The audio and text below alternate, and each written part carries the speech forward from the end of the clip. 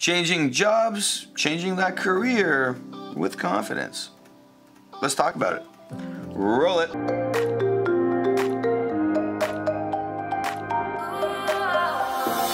Welcome back to another video. My name is Nico Sorrentas and this is mentorsapproach.com. If this is your first time here, hit that like button at the end of the video if you like what you see, and of course, hit that subscribe button to get your daily motivational idea to get you moving in the right direction. Changing jobs is incredibly hard for some of us, most of us. Most people who change jobs and they decide, hey, I'm gonna do this switch.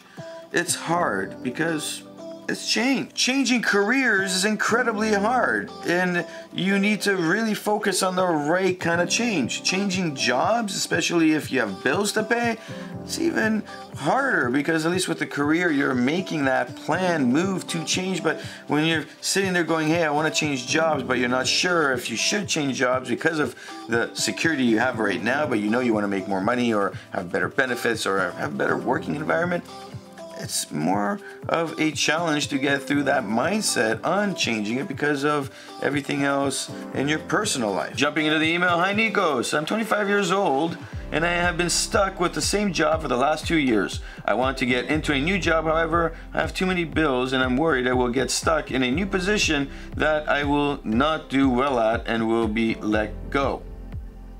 I know, stupid, right?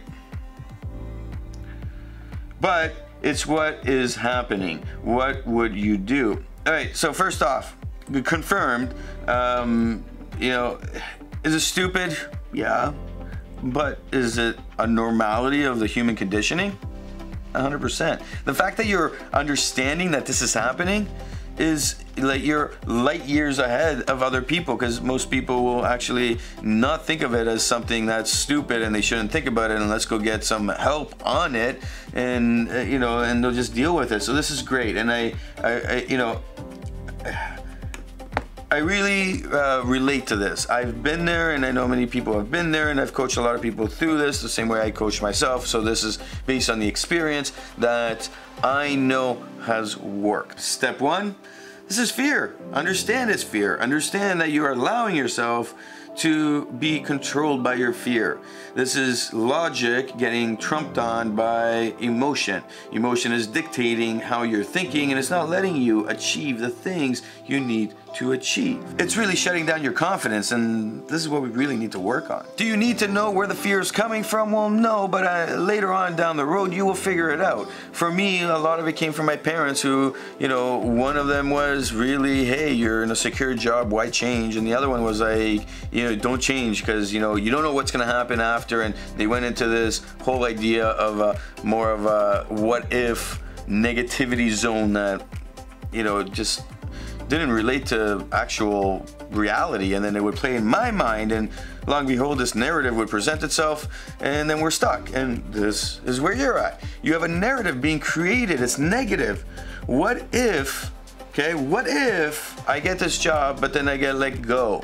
You don't even know what this job's gonna entail. You don't even know where you're going, what the environment's gonna be like. You don't know anything, and already you're talking in this negative idea.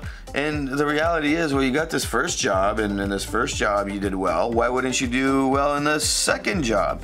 It makes no sense. But then again, emotions don't always make sense, and here we are. Secondly, priorities. What are your priorities? Is the only priority really your bills? I don't think so. What you want to do is list out all your priorities, have an honest talk with yourself, and really focus on what are your priorities. Now, these are all the bills you pay, all the things you do with your lifestyle. If you are watching this and you have a family and kids, write all these down. What about vacations? What about health? What about all the things that aren't really tangible and equate to money? Write them all down. Really focus on making sure you're detailed with this document. Write a list, and then you're going to sort it based on a value of what you need, what you want, and of course the money. Thirdly, you're going to look at this list and you're going to say, if I lose my job, the current one right now, what do I do? What is the bare minimum I need to survive?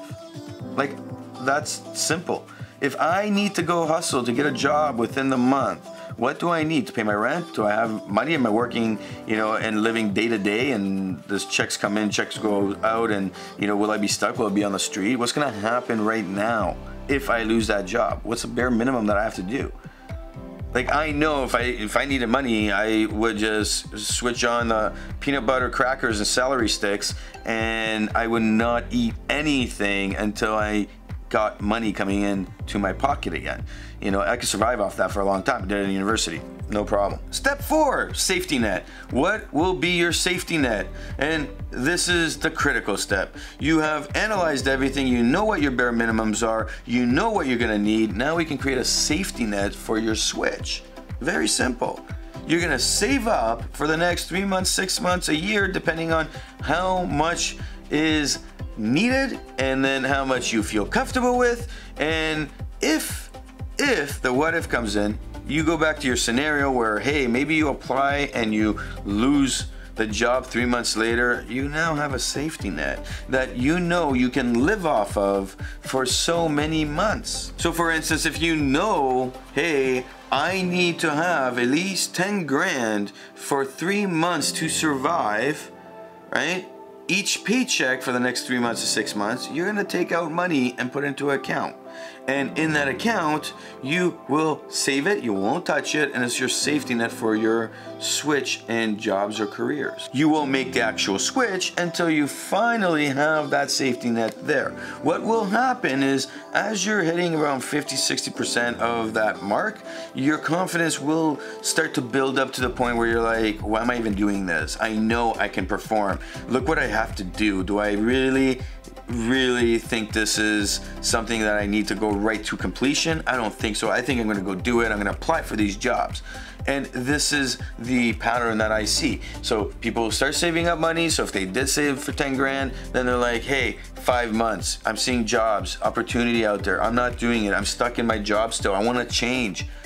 And confidence will start building because that safety net is there on a financial level to support whatever you have for at least 2-3 months. Step 5, you now have 3 to 6 months to a year, depending on how much time it'll take you to build this safety net, so that you can start researching jobs or careers you want to change into.